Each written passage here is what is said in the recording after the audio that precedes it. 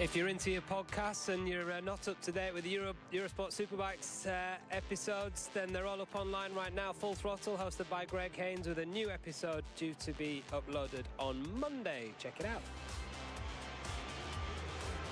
And I'm sure one of the talking points for Greg on Monday will be an incident-packed BSB Race 1 here at Cadwell Park that saw Jason O'Halloran, who's came here, Jace, looking fit again, looking to get some big points, and then you had an incident again, not for the first time in as many races in Race 1. Just tell us what happened from your point of view. Yeah, it was, to be honest, we've struggled a little bit this weekend. I missed the test a few weeks ago because of my injury. So we haven't done many laps here this year. I had maybe 6 or 8 laps at the end of a track day last week and then this weekend. So we've been playing a little bit of catch-up, but we slowly got there by qualifying. I settled into the race quite well. I think I was 8th or 9th at the time. And then, yeah, just had a nice little touch from Brooks again. Straight on at Hall Bends. You know, lucky the guys behind me weren't a bit closer because I would have cleaned them up as well. So, yeah, it's not ideal, but, yeah, it is what it is. It's not the first time it's happened, as you said. Yeah, a little touch there from Josh. Again, of course, happened at Thruxton a couple of weeks ago. Would you say this one was not quite as bad as Thruxton? You can have a look at it now here on our monitor, Jason. I think they're both quite bad. I think at Hall Bends there, it's you know, we've seen Josh do that before, you know, and he putted Rudder off a couple of years ago, and I think he's just got to have a bit more respect for his rivals because, you know, we're all racing hard, we're all trying our best, we're all in a dangerous sport, and I think he just has to have a little bit more respect for people. I think it's a really, really difficult call because, you know, Josh traditionally is quite fast over the mountain. You know, he gets the jump, he gets the run, and, you know, there is a move up the inside into Hall Bends, but that one was obviously a little bit too late. Put you wide, really, really lucky to stay on, to be fair. Yeah, you know, like, both times we've been lucky to stay on, but yeah, it is what it is. We've finished the race. We're going to see it here. Third gear, obviously, the entry into the top of Hall Bends. You know, you running off there and staying upright is quite miraculous. But yeah, have you spoke to Josh since? No, I haven't. I had a bit of a confrontation with him at Thruxton, and he doesn't like to talk a lot. So it is what it is. We'll leave it there. You know, I'm not. I've got so many of my own things to deal with at the minute without having a rivalry or a grudge with someone. You know, so I just concentrate on my own thing. And I'm sure what goes around comes around at some point. And the next thing for you is race 2, of course, Jason, coming up at 4:30, 13th on the grid for that one, so a little bit of work to do, certainly in the early part of the race. At a circuit, it's not easy to pass. Yeah, you know, Cadwell's difficult at the best of times without starting down the grid, so we've got our work cut out for us this afternoon, but we're going to make some changes from race 1, and hopefully we can be a little bit stronger towards the end of the race. Jason, thanks for talking to us. Good luck in race 2. We'll see you out there on track. Thanks very much. Later on. We're going to swap you now with Mason Law and bring Mason in, because unfortunately Mason, who's in his rookie season in British Superbikes, and after a real good weekend at Thruxton, Mason, we can see here you've injured yourself here at Cadwell Park. Just tell us what happened. Yeah, so this morning in warm-up, kind of the final preparations for the races today, I had an accident going into turn 1, probably one of the fastest places on the circuit, and we still don't know 100% what happened, but, you know, I ended up going up the hill, and bike slammed me down on the floor, and a little short journey to the medical centre. It meant I couldn't ride today. I broke my thumb and a little bit of damage to my neck and my back, but luckily just muscle. So yeah, really gutted, to be honest. We haven't had a bad weekend. Well, results-wise, it's not looked good, but we've just been chipping away, and we had a good meeting last night as a team, and we kind of knew where to improve today. But it's some style over the mountain there. Yeah. No, so you know, your crash, you obviously went down this turn 1. Did you fall off the bike before you went up the bank, or? No, I went into turn 1 kind of as normal. Yeah. Actually behind another bike, and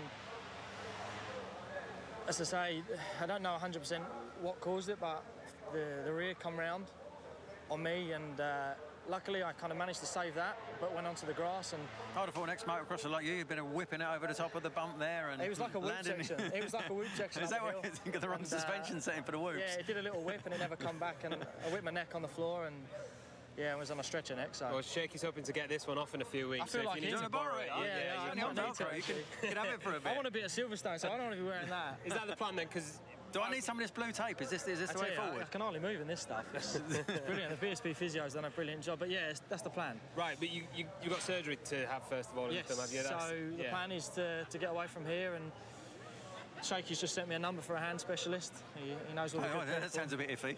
I'm not sending you the number for a hand doctor. He knows all the right people. So, yeah, go and get fitted in straight away. I need surgery by the sounds of it. So, right. You know, the plan is to be on the bike. I love Silverstone. Yeah. You know, I love here because the mountain, but it's not been a great weekend. Obviously, not racing today. So the plan is to definitely get to Silverstone and push on. Well, look, Mason, we wish you the best with that. We want to see you back out there as soon as possible and pick up where you left off at Trucks. Then you're really picking up there. So, cheers. Mason, thank you. We'll let you go. And in the meantime, Shaky, we can now turn our attention to our next race here, which is the MotoStars. And we were just saying off camera, actually, with Mason, it's been kind of a crash-strewn weekend, hasn't it? We saw Jack Scott take the win yesterday, but the race was red flagged. We'll show you that incident in just a couple of moments. This is how the standings look after that win for Jack Scott yesterday. 66 points adrift he is in fourth there, behind his teammate Jake Archer, who leads by 41 from Storm Stacey, and Asher Durham there in third, Brandon Pash in fifth. It's actually been more open than it looks this year. We thought Jake Archer was going to run away with this championship. He hasn't quite done that yet, and that's partly down to Jack Scott. Right then, here's the crash yesterday. This is what led to the red flag. Have a look at this. That was Scott Swan at the front of that on the blue bike there. His chain snapped. He got run into the back of there by Fenton Seabright, who rolled off to the right. And then keep me right here on the bike there. That's Charlie Atkins. Boom, straight over the top. And luckily, those boys all avoided major injury, although Fenton Seabright broke his wrist, having broken his other wrist just a few weeks ago, actually. Shaky, you were in the hospital at Snetterton, weren't you, when he came in when he broke his wrist the first time? Yeah, we were actually just checking out from from my crash when I injured myself at the test, and Fenton had a crash and broke his wrist and was kind of getting checked in, if you know what I mean. So spent a bit of time with him there, and I saw him in the laser surgery place we go to afterwards and stuff like that. And a real shame for him that he's kind of come back and got himself back up to fitness. He was really worried about getting back in time for Brands. I think at the time he was second in the championship, and it's really close, as you said. Nobody had kind of run away. 2 rounds again, here we are, and he's gone and broken a wrist now, and definitely done a little bit more damage to his bike, that's for sure. Yeah, well, there you can see the grid formed up. As I said, it was Jack Scott who took the win yesterday. He's there in third position on the front row of the grid. It's the championship leader, Jake Archer, right in the middle of the front row. Looks like there is a bit of an incident further back there. Somebody struggling to get the bike started shaky. But as I said, it's been, especially in the second half of the season now, the guys look up to speed, and it's a bit more open than we thought it was going to be at the start. Yeah, I mean, this is a feeder class. This is the youngsters that want to come up and come through, and obviously you've got different routes to get to the top of motorcycle racing. There's the Moto 3 class, which is what you guys ride in. You go Moto 2 and then MotoGP, or you can go from sort of stock sort of bikes through to super bike, super sport, whatever. So it's important that these classes are as close as possible, and that the rules are kept as tight as possible to keep people on equalish kind of machinery, because there is some machinery out there that's a lot better than the other bikes. That does allow the guys to get away, but we do have 2 separate classes running within the one race, which keeps them all together in that respect too.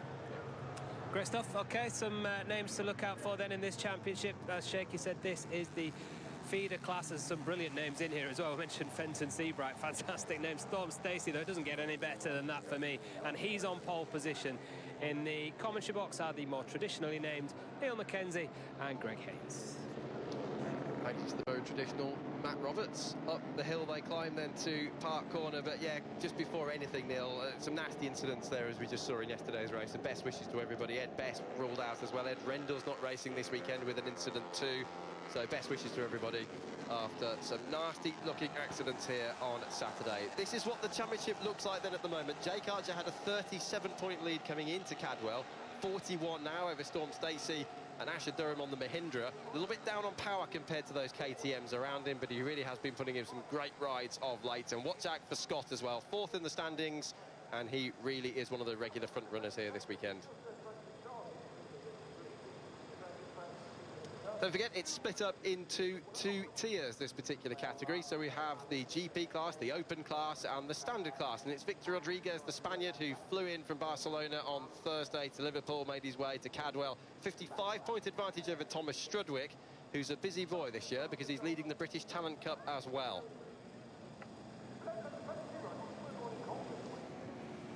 Slightly different situation to usual here in the MotoStars Championship. Storm Stacey has the pole position because of the fastest laps of Saturday. Archer, championship leader alongside from Jack Scott. Then it's Brandon Pash, the American, who triggered that incident with Archer at Thruxton last time out. Durham is 5th from Eugene McManus across that 3rd row of the grid.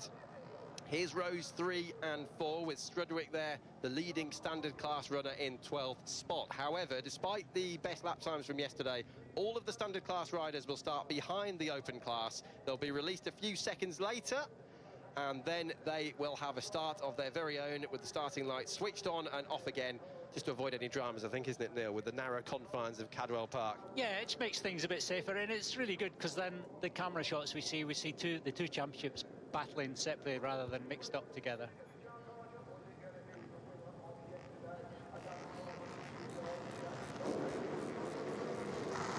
Here we go then, Storm Stacey looking across to his left-hand side, and away they go for the Grand Prix class. He's going to try and move across in front of Jake Archer, who slots into 2nd place. Championship leader is 2nd, but Stacey has the advantage. Here we go again now then, with the standard class. This is good, isn't it? 2 for the price of 1, and they're away as well with the 25. But look at that, the 19 cutting right through. Scott Ogden, glorious getaway for Ogden, and he's in the lead as they climb up to Coppice. In the meantime, the open class are up the hill on the run to Park Corner. Archer's having a look at Storm Stacey. Through he goes. Look at Asher Durham. He's doing what he did yesterday, Neil. He's done it again. Can he make it stop?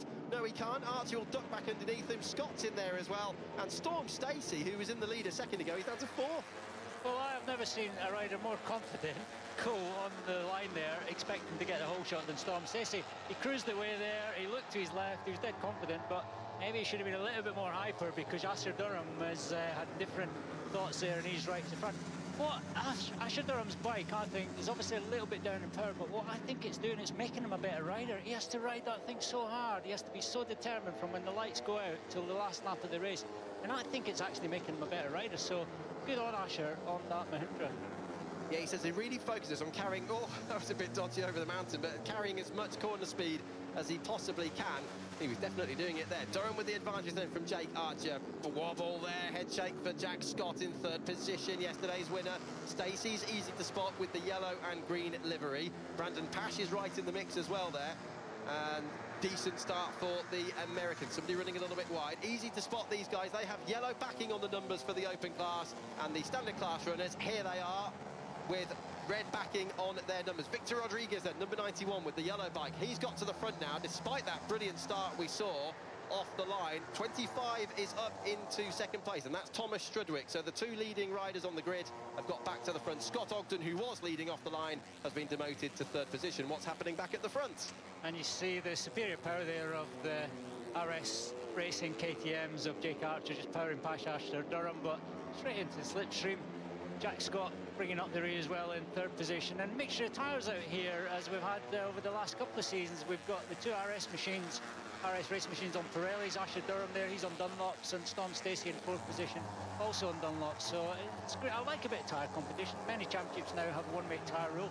It's great to have the competition out there and a little bit of tyre wars going on in the paddock as well. Yeah, it spices it up a bit, doesn't it? Something else to look out for. Chris Taylor's made a really good start, by the way. He's right in the mix in this top 6 as well. Definitely one of the best performances for Chris so far this season. Remember, we saw Chris in the World Supersport 300 Championship here on Eurosport last year.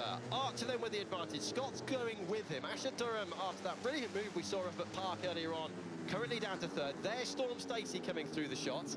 And this is pretty close stuff, isn't it? The top 6 or 7 separated by a second or 2. Still early doors in the race. 12 laps in total, exactly the same as it was on Saturday. Same number of laps for these guys. Over the line they all come. Let's have a look at the gaps as they cross the line.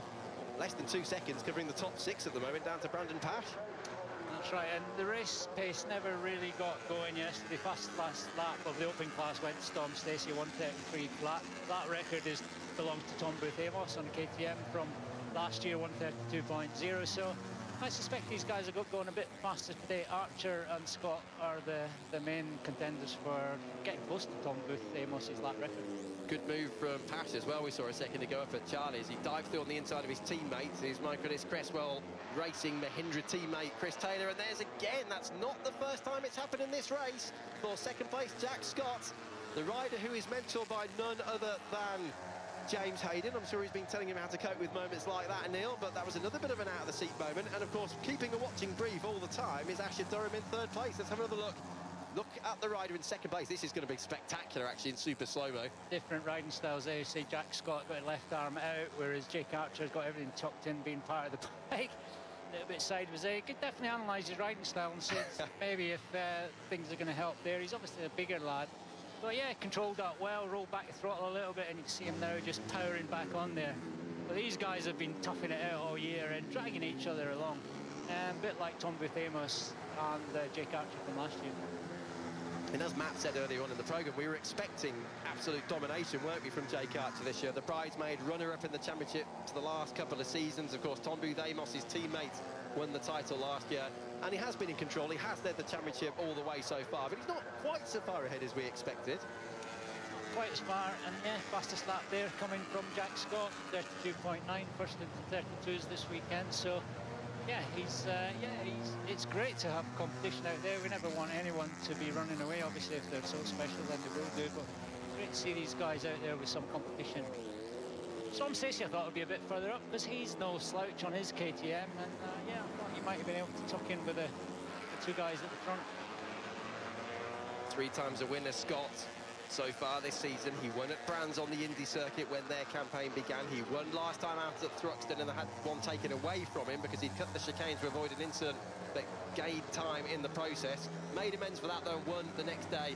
3 wins officially so far this season, including the first race here on Saturday afternoon. Through the chicane that was added in here some years ago now for safety reasons at Cadwell Park, and now the climb up towards the mountain. Left, right, see how much air they get. Oh, quite a lot. Nice wheelie there for Jack Scott, and he's definitely got the advantage, hasn't he, as they come up to the whole bends? Yeah, he seems to carry a little bit more speed at the right-hander at the bottom, projecting him up the hill a little bit, and then, yeah, getting some time on Archer over the top there. Of course, Jake Archer, he will have a wild card in the Moto3 World Championship class next weekend at Silverstone, so while he wants to prove that he's dominant in this class, he also wants to keep things safe so he can have his World Championship debut in one piece next week. And that's Chris Taylor, who's out of the race. Chris Taylor, who was in the top 6. He was fighting away, if you remember, with his teammate Brandon Pash. Lost that 5th position to him just a few moments ago. At least he's all right, the 19-year-old from Coventry. But out goes the Mahindra. He'll be really fed up with that, actually, because he was looking forward to a decent weekend here. That's at the chicane where he's gone down. As you saw, the marshals just securing the bike there. In the meantime, back at the front, we're not even halfway through this race yet. Far from it. An 18-year-old Jake Archer from Andover, just down the road from Thruxton. Real fight on his hands here. It's 17-year-old Jack Scott from Harpenden, right up behind him. And remember, these two are teammates. There's nothing like having a fast teammate to bring on your riding, your friends off track.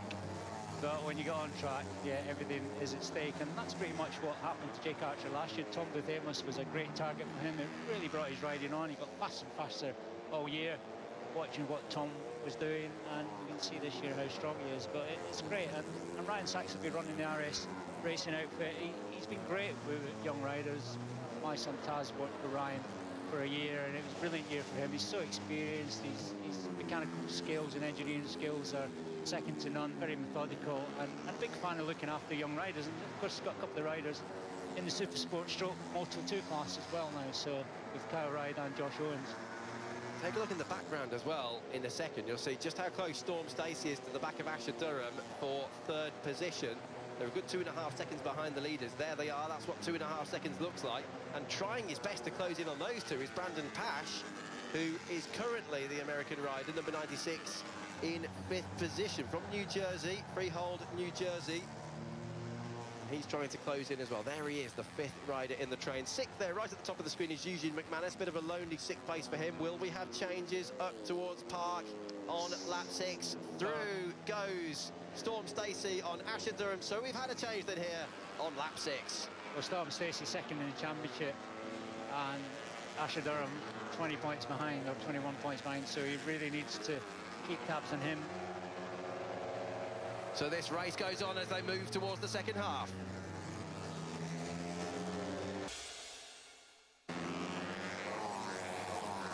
It's as you were here as we move into the second half of this second MotoStar race of the weekend. It's not as you were, though, for Dan Brooks, the 16-year-old, out of the race on one of the standard class NSF Hondas. He was having a chat here with Alex Murley, actually, on Friday. Alex, who, of course, we saw earlier this season in the Supersport 300 World Championship. And I predict he'll be back in the World Superbike paddock sooner rather than later. Good mates, but unfortunately for Dan, he's out of this one. But he has had a very, very positive weekend, definitely making a lot of progress, although he's on the sidelines now. Here's the leaders, though. It's the two teammates. Jake Archer, the championship leader. Jack Scott, who won yesterday's race. And he's just been following him now, nose to tail, for a good 4 or 5 laps. Once things calm down after the usual start line antics, he's been right up with him. And he'll definitely have a go as we move towards the closing stages of this race. He'll know exactly, won't he, where he's stronger than Jake Archer now. He's had enough time to watch him. And look at that scrap going on at the top of the screen for 3rd, 4th and 5th. Storm Stacey, Asher Durham and Brandon Pash absolutely locked together as they climb the hill to Park Corner. There's the leaders through the shot. And we've had an incident at the gooseneck. They're coming up to the gooseneck now. You'll see yellow flags flying around the track. These two will see that. Scott won't do anything silly. There's the yellow flag. There's the green just behind it. The rider's gone down on the left-hand side, we're hearing, and the bike is being retrieved. So into the green flag zone they come now. And it's as you were, as I say, status quo for these two at the front. We'll keep a close eye as well on 3rd, 4th and 5th. I forecast a change there. It was Stacey, Durham, Pash when they last crossed the line. He's running out of time, though, Jack Scott. 4 laps to go. The pit board will inform him of that, Neil, when he crosses the line. They certainly will. My question is, does Jack Scott have a plan? Has he got a cunning plan? Is it the element of surprise? What is he going to do? Surely he has. Surely he has. 4 laps and counting. 9, 10, 11 and 12. This is Barn Corner. The thing is, when you get to 2/3 distance, you just never know what's going to happen, so you really have to do your very best to be in front every single lap. If ever a result is called at 2/3 distance, then... Red flag, Neil. We've got a red flag here at Cadwell Park. And they had just, would you believe, completed the 2/3 distance as we moved in from lap 8 to 9. There is the incident we talked about before, at the top of the hill, coming out of Chris Curve and towards the gooseneck. We don't know what's happened there. We only do know that it is one rider involved. So it looks as though the race is ended early, just past 2/3 distance. Jake Archer then, oh, Scott will be so annoyed about that. And here's Victor Rodriguez seeing off Scott Swan and Thomas Strudwick for the standard class win. That's decent stuff, though, for Swan. He's obviously got a new chain on board after the previous chain snapped and caused that accident yesterday.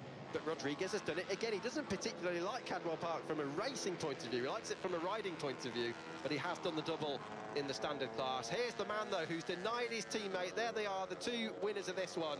Jack Scott will be pretty annoyed with that one. Jake Archer's done it, though, to extend the championship lead further still with just 3 rounds to go. Silverstone, Alton Park and Brands Grand Prix.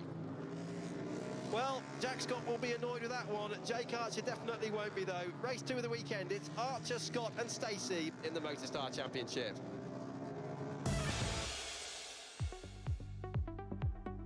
Welcome back to Cadwell Park. Another great win for Jake Archer to strengthen his stranglehold on the championship for the MotoStar class in 2018. That's not a bad weekend in the end, is it, for Jake Archer? A second on Saturday, a first on Sunday. Look at the margin as it was, 91 thousandths of a second. No, if you're just joining us, it wasn't a strange race with everybody from 3rd downwards being lapped. We had a red flag coming out just as we got past 2/3 distance, and that's why everyone from Stacey downwards is shown as a lap down. It was rider number 50 that went down, incidentally. Adita Behal, the 15-year-old from Maidenhead, and that's why the red flags came out. The barriers were certainly damaged up at the top there of the gooseneck section. As for the standard class honours, Victor Rodriguez was 11th in the race, and he's done the double here, the Spaniard, at Cadwell this weekend. Some great performances further back as well, Neil.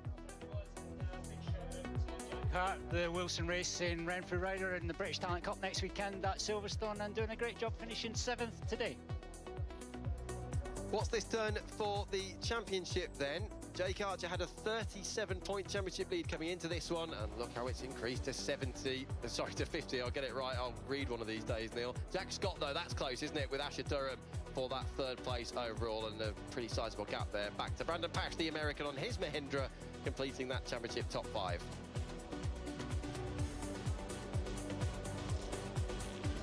And just to see how Rodriguez is faring, he had a 50-point lead coming into the weekend. Up to 64 it goes. And incidentally, good luck to everybody who's doing wild cards at the British Grand Prix next weekend. And good luck also to Thomas Strudwick, who will continue to try and defend his lead in the British Talent Cup.